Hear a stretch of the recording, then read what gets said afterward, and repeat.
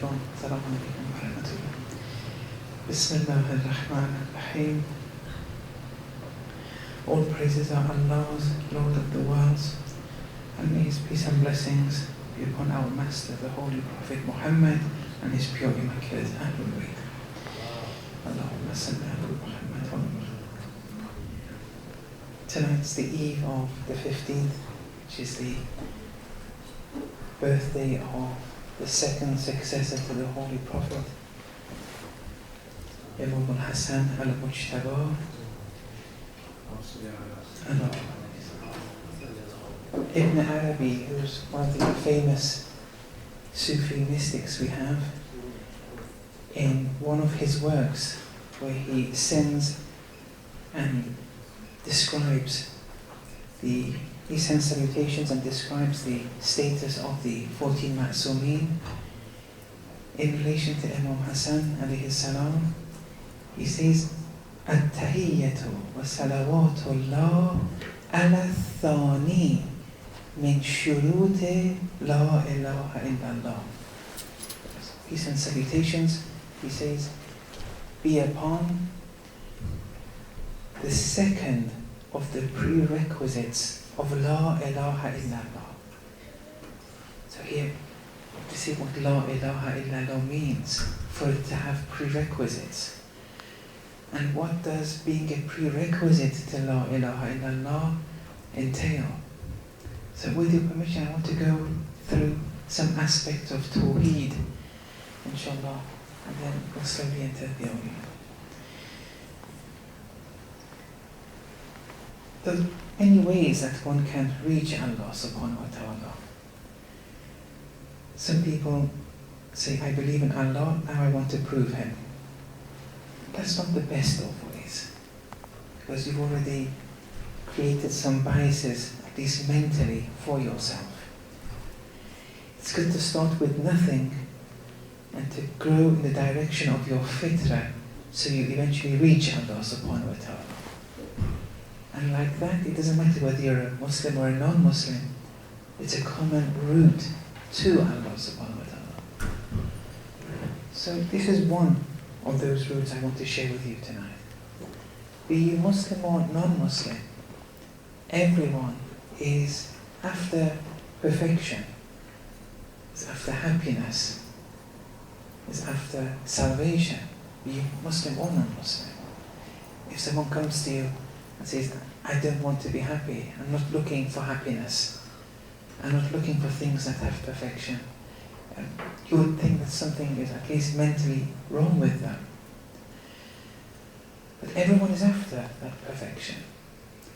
And different people find different things to have varying levels of perfection. And that's okay, everyone finds their perfection in different things. Some people may find entire perfection in food, for example. They come to that understanding. But they're still after perfection, but they found perfection to be in food. Some people may confine perfection to a good car, a good house. Doesn't matter. They're still after perfection. But rationally, they stopped at the car, they stopped at the house, and so on and so forth. But everyone is after perfection. Everyone is after happiness. Then everyone, be you Muslim or non-Muslim again, they find some things to have more degrees of perfection than other things. For example, maybe they'll see the animal having more perfection than a plant. Or the plant has more degrees of perfection than a stone or a mountain, and so on and so forth.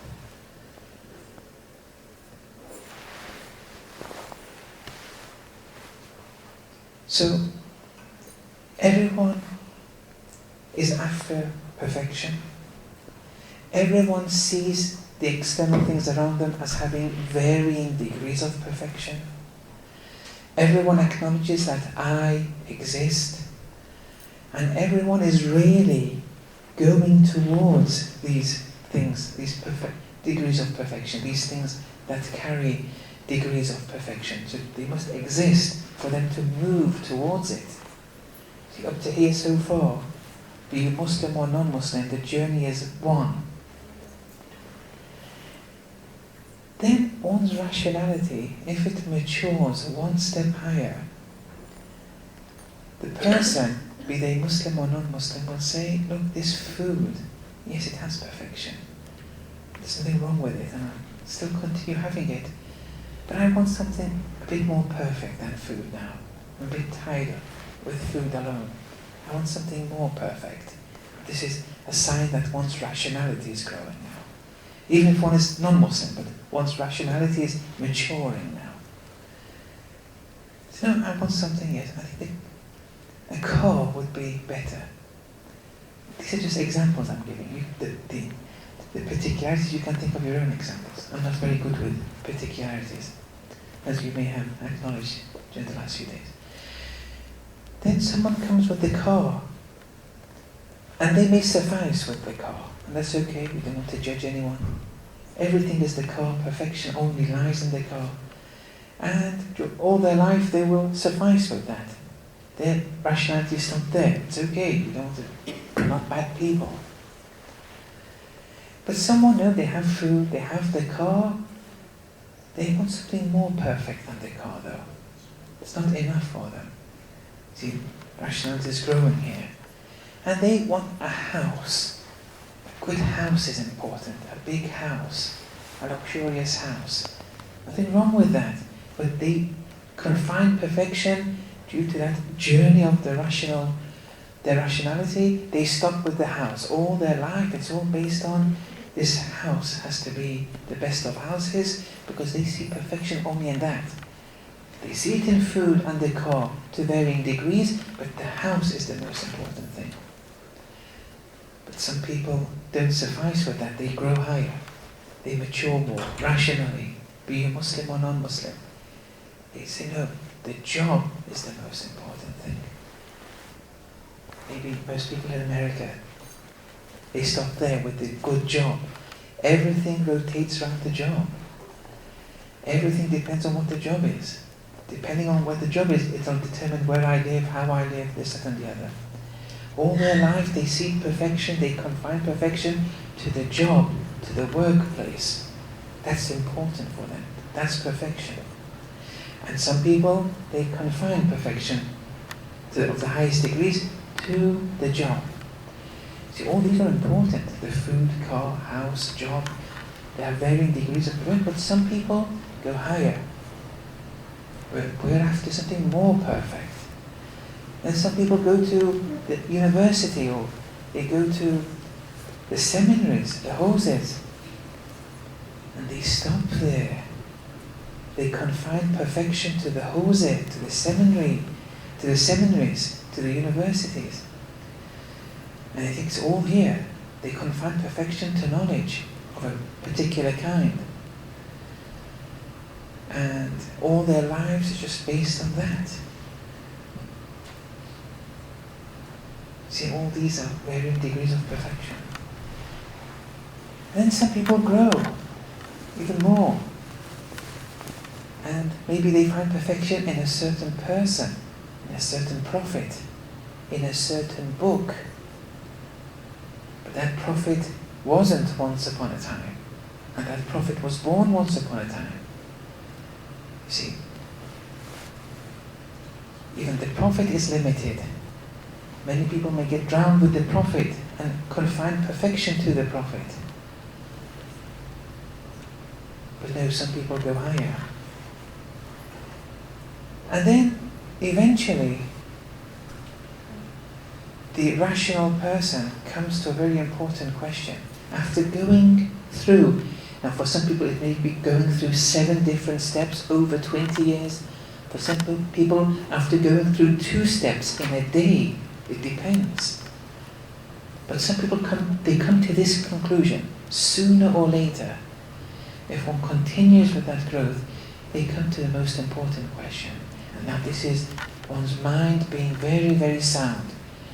After experiencing life and these varying degrees of perfection, one comes to a very important question.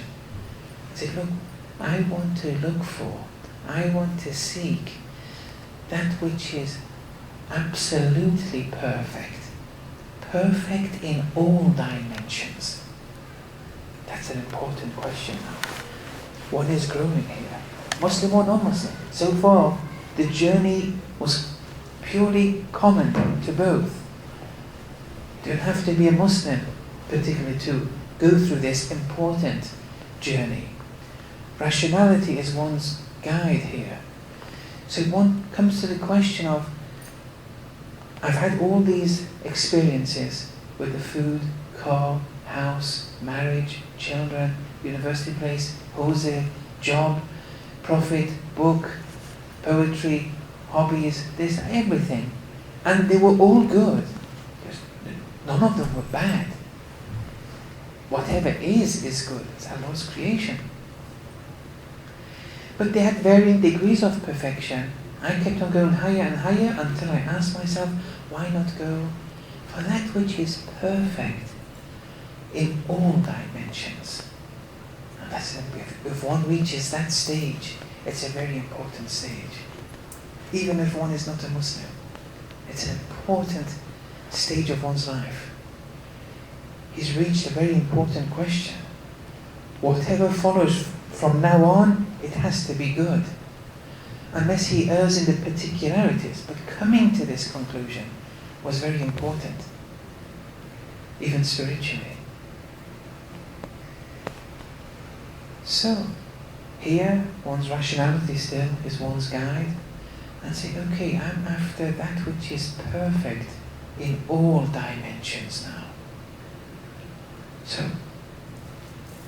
place-wise, it shouldn't be limited, like the prophets were, like many other of the enjoyments were.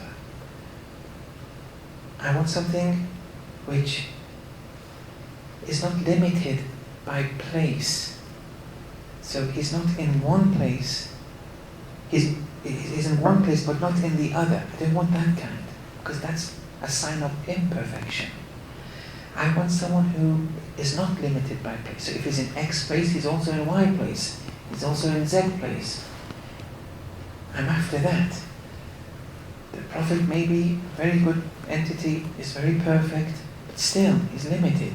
I want something which is not limited place-wise, or not limited time-wise. The Holy Prophet, for example, was born 1400 years ago. Before that, there was no Holy Prophet. But I want someone who is not limited time-wise, has no beginning, has no end. If you say God, for example, if you believe in a God that has a beginning, that's okay. It may have some degrees of perfection, but that's not what I'm after. God with a little g. I'm after that source of absolute perfection that has no beginning. Always was, always is, always will be. Has no beginning, has no end. And if it has no beginning and has no end, it has to be infinite. That's, see, Muslim or non-Muslim. The journey is equal for now. Rationality is guiding one here. If you believe in a God with a small g, which is not infinite, that's okay. But still, with my rationality, I'm still after something higher. Something which has no beginning, has no end. It's infinite. It always was. From pre-eternity to post-eternity. Has no end. I'm after that.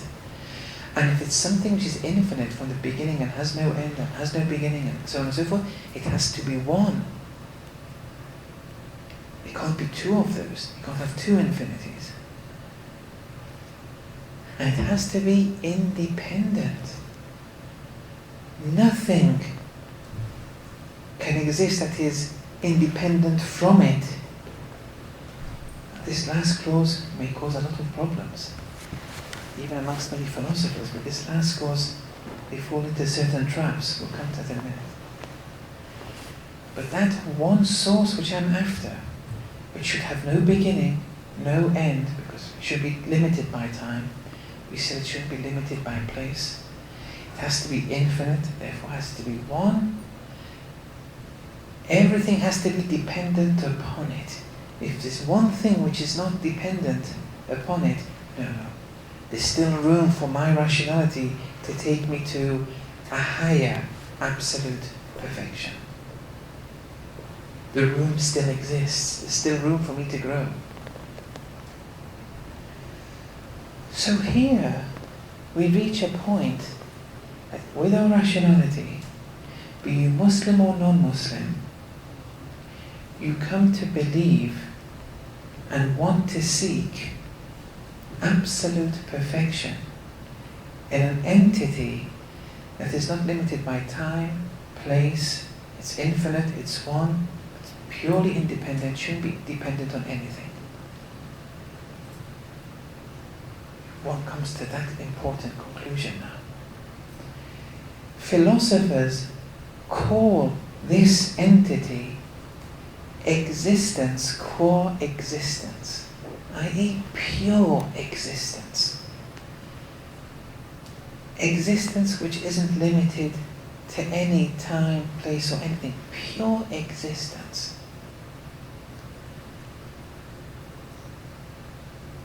Now, theologians call that Allah. The Urafa call that existence Hu, Him. But it's not a pronoun, it's a name of Allah. Hu. La ilaha illa Hu. Sorry. Existence qua existence, pure existence. This is an existent, a being, an existing being.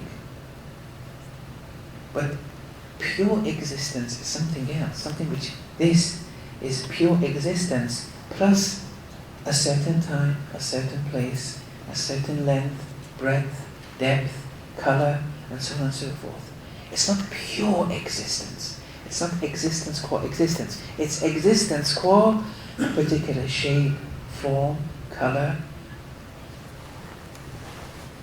Whatever is existence in a particular shape, color, size, mentality, realm. So that's one part of the discussion. We'll continue in a minute soon. But there's another preliminary point also we have to understand. I haven't read too many books of Irfan, but those which I have read, there are many things in Irfan which are traced back to one principle. And this one principle is self-evident, they claim. Now I'll tell you what the principle is. You have to either accept it or reject it rationally, with your own rationality. There's no need to, there's no taqleed here. Either you accept it or you don't. I mean, some people do, some people don't. The Urafa do accept it, the theologians don't. Although Urafa are theologians too, but then they go to higher realms. They don't stop at theology. This principle is important. The principle is this, that whatever is existence. There's nothing outside the jurisdiction of existence. Because, and this is the point, non-existence is impossible. It doesn't exist. Non-existence. Now, maybe some of you, the first question which comes, like the Quran says, Kun fayakun, and these different things. Amirul Mu'mineen alayhi salam says, Khalaqallahu al-ashya min al-adam. Allah creates things from nothing. These have to be explained. The Urafa believe that whatever is existence. Differing variations of existence. This is existence in a certain form, this is existence, I'm existence, your existence. You can't point to anything and say this is non-existence. No, it doesn't exist. There's nothing outside existence. When we were speaking about the world, the physical world, we said it's infinite. There's no end to the physical realm of existence. Then we said there's no end to it. There's no sign at the, you keep on traveling different galaxies and so on and so forth, and then you come to an end. This is the end. Go back where you came from, for example. No, there is no end. Why? Because beyond that end point that you suggest, there's either something that exists beyond, or it's non-existence. If it's existence, well, there's something beyond it. If it's non-existence, it's impossible. It's a non-reality. We don't have non-existence. Nowhere. So when Amir al-Mu'mineen alayhi salam says, Allah created all things from nothing, that nothing doesn't mean that Adam, that nothing, doesn't mean non-existence. It means non-essence or non-definition. Now what do I mean by that? Adam means nothing in this sense. That this is a book, paper. Once upon a time, it didn't exist. It was a tree. The tree went through stages. Eventually, this book came into being. It doesn't mean that this book came from nothingness. It came from something. That tree came from something. Keep on going back. It always came from something. There's no beginning. Because if you say there's a beginning to creation, then the question is, what was it before that? If you say there was something else, well, there's no beginning there. Go back then. If you say nothing, well, non-existence doesn't exist. See, this is something, your rationality, you either accept it or you don't when you listen to the argument. It's something self-evident. Theologians, many of them accept that we have something called non-existence. And Allah creates the sun, the moon, the heavens and so on and so forth from nothingness, from non-existence.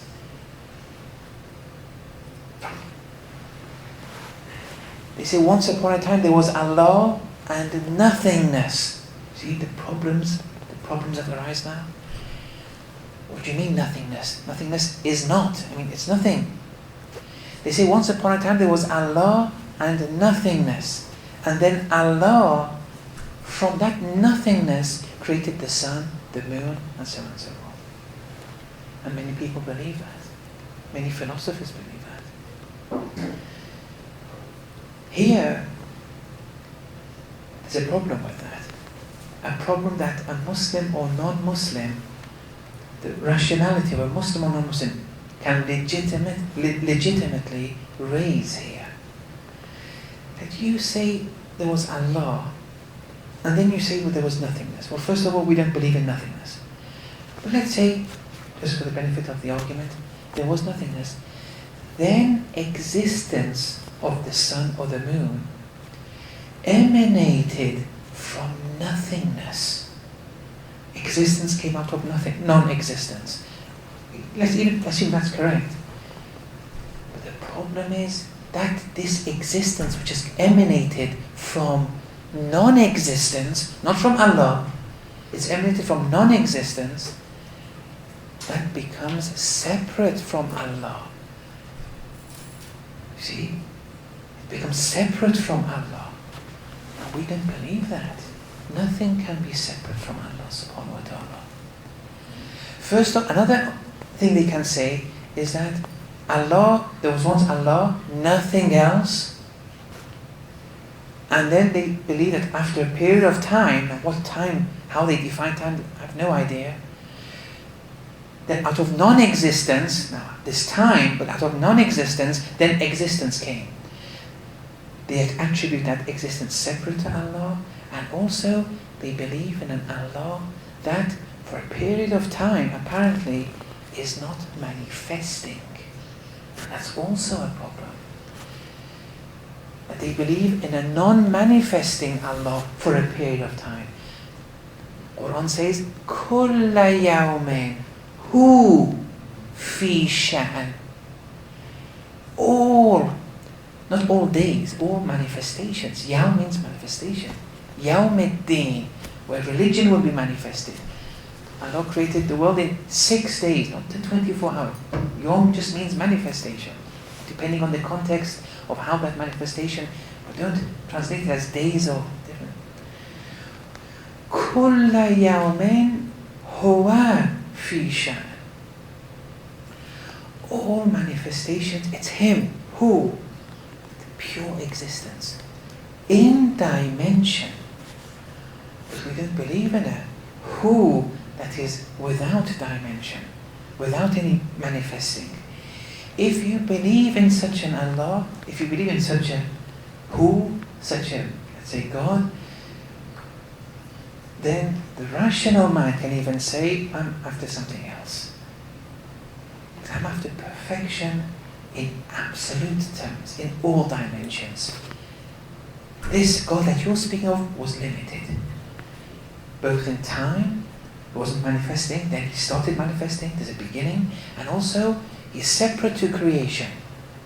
Because creation came out of non-existence when God existed. Creation is no longer a manifestation of Allah. Whereas the Urafo believe Haq, Allah, and Khalq, it's one reality. They're not two realities. So if you believe, like many philosophers, Islamic philosophers also believed in, that once upon a time there was Allah, and actually in Iran, to children, they say, Yeki nabud, Yeki bud, Yeki nabud, غیر از خدا هیچ کس نبود. Once upon a time, yes, well, the translation is a bit difficult, but one clause of it is, other than Allah, there was nothing else. That doesn't need to be wrong, though. I mean, if you look at it the Irfani way, you can justify that. But usually with children, they would enhance this understanding within the children that there was God, there was nothing, and then from nothing, things were created. But no, we don't have to interpret it like that, as will become evident during the talk. But if you're of the belief that there was Allah once upon a time, and then out of nothing, as many theologians have done, there's nothing wrong with it.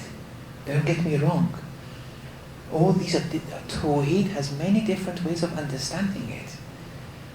Don't think it's only one way. The oneness of God is wajib. As long as you believe that God is one, that's the bare minimum. But if you think that's it, you have a very, very low understanding of religion. There's so many, infinite number of ways that you can understand Allah, but it shouldn't go against the concept that God is one. No one has a monopoly over religion. As long as you go through the proper standards and the principles of knowledge, that's okay. Someone, for example, believes that there's a sun, there's a moon, who's the creator, so I believe in Allah. Imam Sadiq accepted that. That's okay, there's nothing wrong with that. That's their understanding of Tawheed. There's nothing wrong with that. I'm just sharing with you another perspective of Tawheed that the Urafa have. I'm not even saying which one is right or wrong. I'm just saying what these perspectives are. Now let's go through a bit of Irfani jargon, some terminologies. Those who believe that there's Allah and nothing else, and then out of that nothing else, that non-existence, something came into being, we call that, the Urafa call that, numerical Tawheed. It's numerical Tawheed.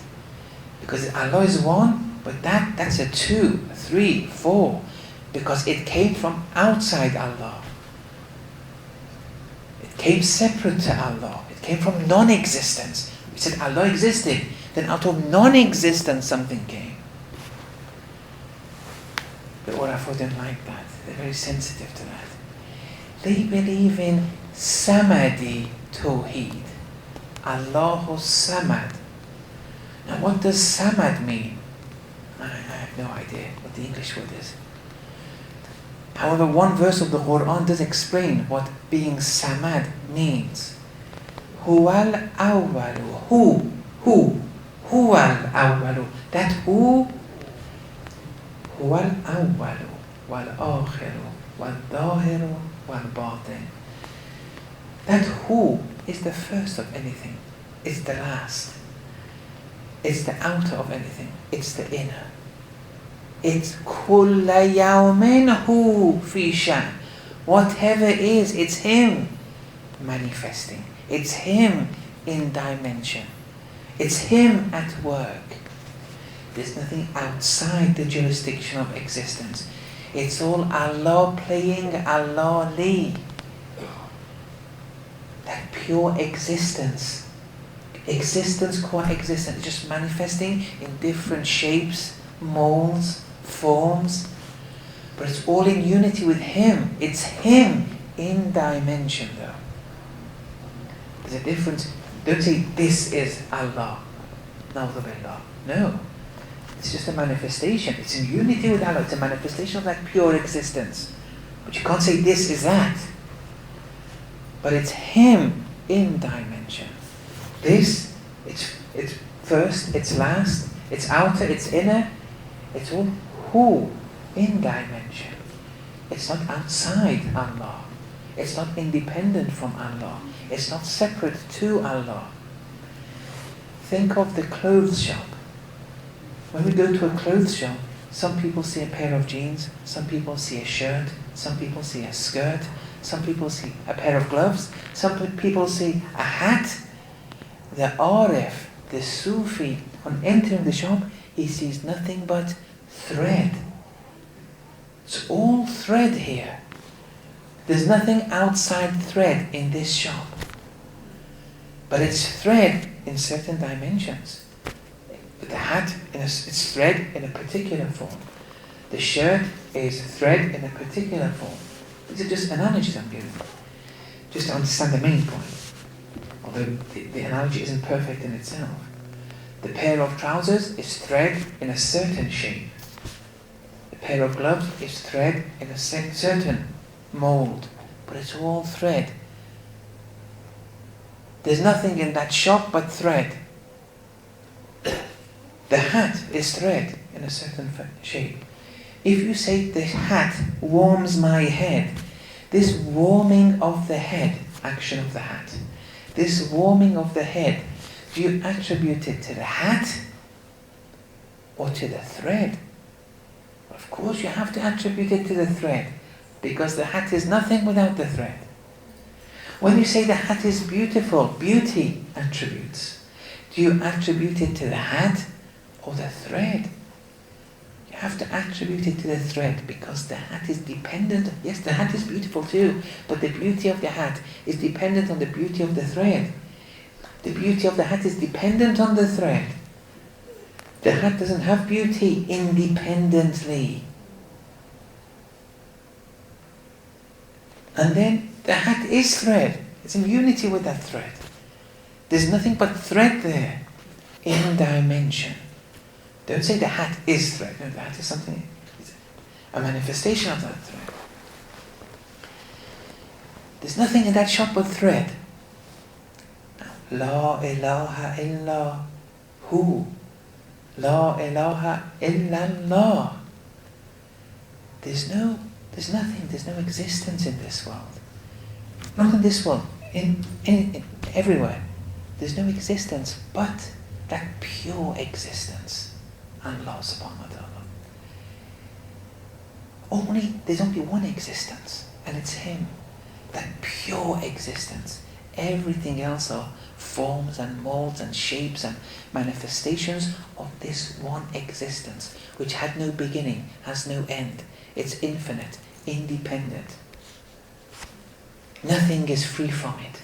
There's nothing outside it. Nothingness has no meaning.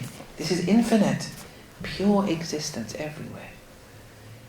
The first of everything, the last, the beginning, the end, the outer, the inner. He is Samad. La ilaha illa hu. It's Him, pure existence. Bismillahir Rahmanir Rahim. Qul Who? Surah Al-Ikhlas. And look, after understanding Tawheed, the surah now has more meaning. Qul who? Say him. That existence, coexistence, the most immaterial of the immaterial. Can you define him more? It's too immaterial for us. Allah. That's an external name for this esoteric name. Who? Okay, thank you. Now Allah, can you now define who Allah is? Qul huwa Allahu ahad. Is one. Okay, now this one,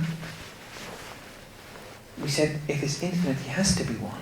We can't have two infinities. But there's a problem. This one, is it a numerical one? Can there be a second or third or fourth? No. Allahu Samad. We don't believe in numerical Tawheed. We believe in Samadi Tawheed. It's all him. There's nothing free from him. He's Samad. There's nothing independent from him. That kind of oneness. Qul huwa Allahu ahad. Allahu Samad. Lam yalid. He doesn't give birth. Does that mean a physical birth? Of course not. Okay, once upon a time, with a certain group of Christians, they wanted to know about Allah. The Holy Prophet came with this very important chapter. Allah's identity is in this chapter. They may have believed something in relation to Nabi Isa alayhi salam. Okay, so we say Allah doesn't give birth to anyone. Okay, that's okay. That's one understanding of it. But is that it? That Allah doesn't give birth to anyone? Or is it deeper? Of course it's deeper. In the Quran, every verse has thousands of esoteric dimensions to it. One of them is this. And this, what I'm saying, this commentary of the Surah Tawheed in one of the books of Irfan, which they're taught in the Hawza. It's called Tawheed al-Qawaid. Here, when a woman gives birth to a child, the child becomes independent from the woman, becomes separate from the woman. Lam yalid, he doesn't give birth. Because nothing becomes separate from Allah. Nothing becomes independent from Allah. It's all him in dimension. Nothing is outside him. Lam yalid. Qul hu, Allah, ahad, Allahu samad. Lam yalid. It's all defining that who. Surah Al-Ikhlas is defining what this who is. Lam yalid. Doesn't give birth. Nothing can become free, separate, independent from Allah. Wa lam yulad. Nothing gives birth to Allah. Nothing gives birth to him. He is not part of anything. That's what this means. He's not a smaller part of a bigger part. Nothing gives birth to it. That's limiting Allah, and so on and so on. See, these things are important to understand. There's a reason why. It's a bit dark here, I can't see very well. Sorry. Okay. So that was so examples, they sometimes give analogies for people to understand. One is the thread example. They also give other examples. Another is the ocean example. In the ocean, whatever's in the ocean, there's nothing but water. But that water comes in different forms, waves, shapes. Some waves are big, some are small, some are this shape, some are that shape. But there's nothing there but the water. It's only the water there in dimension. But there's nothing outside water there. Okay. So in summary, whatever is in unity with pure existence. Whatever is inseparable from pure existence. Whatever is wholly dependent on pure existence. In Nahj al-Balagha, it reads, Amir al-Mu'mineen alayhi salam says, At-Tawheedu isqatul idafat. Tawheed is the eliminating of the additional bits. The idafat. That's Tawheed. Get to that Tawheed. This is an existent being. Take away the color, take away the size, take away the weight. eliminating the extra bits. At-Tawheed isqatul idafa. Take away the length, take away the weight, the breadth, the depth, the rational understanding of it, the barzakhi understanding of it, everything. You'll get to pure existence. Existence qua existence. Not existence in a particular size, shape. Take all that away, get to Allah. At-Tawheedo isqatul idafat. So whatever is wholly dependent upon pure existence. Nothing can independently manifest that pure existence, and nothing is independent from that pure existence. Okay. Now let's come to some traditions and some du'as. In Du'a Arafah, now the du'as of the Imams, there's much more Tawheed you can learn from the du'as of the Imams than the traditions, the normal traditions. These du'as are important. And there are some du'as that we're used to now. We just read them every week or every month or once every year. And it's okay, it's good. It's a good practice to have. Du'as are important. I mean, something which I tell my son is, there's no need to recite du'a, X du'a, from beginning to end once every week. Once every week though, at least try to understand one or two sentences that you read. At least try to understand them though. If someone just reads the du'a, not understanding any Arabic, for example, but they're present before Allah, they are recalling Allah, that's very important. I don't want to take anything away from that. They don't understand anything of the du'a, but when they're sitting, they are recalling Allah. That's precious, that's important. It's much more important than someone who understands Arabic, understands the whole du'a, but there's no recalling Allah when they're recalling the du'a. The du'a, these words are just an excuse to recall Allah. It's a conduit to recalling Allah.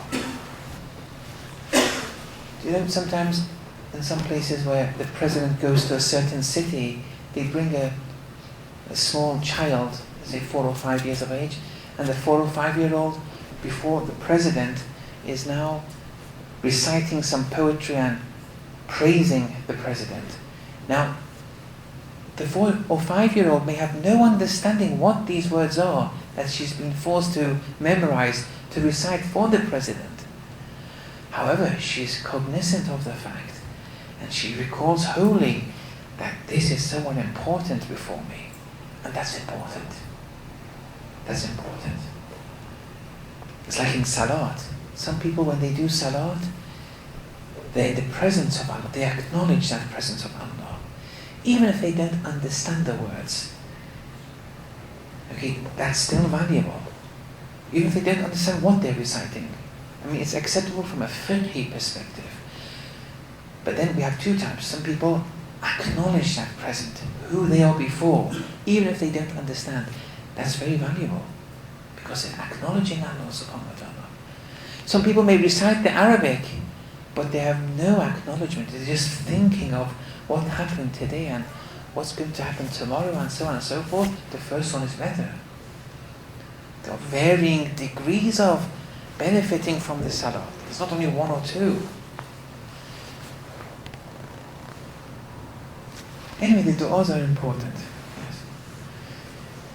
Imam Hussein alayhi salam, in this dua, says, كَيْفَ يُسْتَدَلُّ عَلَيْكَ? How can you be proved? Speaking with Allah.